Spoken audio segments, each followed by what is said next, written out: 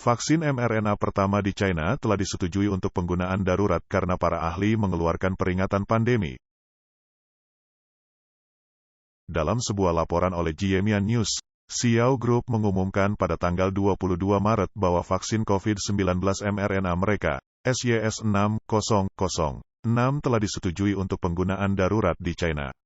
Vaksin ini dirancang khusus untuk mencegah penyakit yang disebabkan oleh infeksi SARS-CoV-2, dan mendapat persetujuan setelah diajukan oleh Komisi Kesehatan Nasional China dan mendapat izin dari Administrasi Produk Medis Nasional.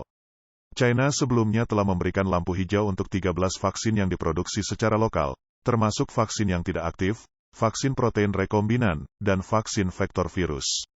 Namun demikian, tidak ada vaksin mRNA impor yang mendapat persetujuan di China hingga tahun 2006. Akibatnya, ini adalah vaksin mRNA pertama yang telah disetujui untuk penggunaan darurat di negara tersebut.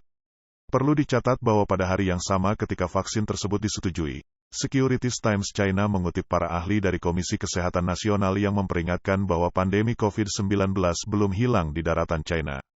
Sebaliknya, virus tersebut masih dalam keadaan penularan tingkat rendah. Zhao Wei, Direktur Pusat Penelitian Keamanan Hayati di Sekolah Kesehatan Masyarakat telah mengindikasikan bahwa dari perspektif tingkat populasi, wabah lain biasanya tidak akan terjadi dalam waktu 6 bulan setelah wabah yang signifikan. Namun, ada pengecualian seperti ketika virus corona mengalami mutasi yang signifikan. Dari perspektif tingkat individu, kemungkinan infeksi sekunder tidak dapat sepenuhnya dikesampingkan. Zhao lebih lanjut menekankan bahwa hal ini terutama berlaku untuk kelompok dengan sistem kekebalan tubuh yang lebih lemah atau respons imun yang kurang tahan lama, termasuk individu dengan defisiensi imun dan penyakit yang mendasari. Selain itu, hal ini juga terkait dengan jumlah virus yang masuk ke dalam tubuh. Ketika sejumlah besar virus memasuki tubuh secara bersamaan, kemungkinan infeksi sekunder juga meningkat. Lebih lanjut, Pusat Pengendalian dan Pencegahan Penyakit China melaporkan bahwa jumlah hasil positif untuk tes asam nukleat COVID-19 telah berfluktuasi dan menurun sejak tanggal 3 Maret, tetapi laporan harian kasus positif terus melebihi 4.000. Menurut pengguna media sosial harian rakyat, di Shanghai, Beijing, Shandong, Anhui dan wilayah lainnya baru-baru ini mengklaim telah tertular virus tersebut. Sejak pertengahan Februari setelah para pemimpin Partai Komunis China mendeklarasikan kemenangan besar dalam pencegahan epidemi, media resmi PKC tidak lagi memberitakan virus corona dan menggantinya dengan influenza A meskipun pasien berbondong-bondong ke klinik-klinik demam di rumah sakit di seluruh negeri, dengan sebagian besar dites positif terkena virus dan banyak yang mengalami paru-paru putih, karakteristik penyakit dari virus corona baru. Para pejabat dan ahli PKC telah menghindari untuk menyebutkannya meskipun ada kesadaran yang luas.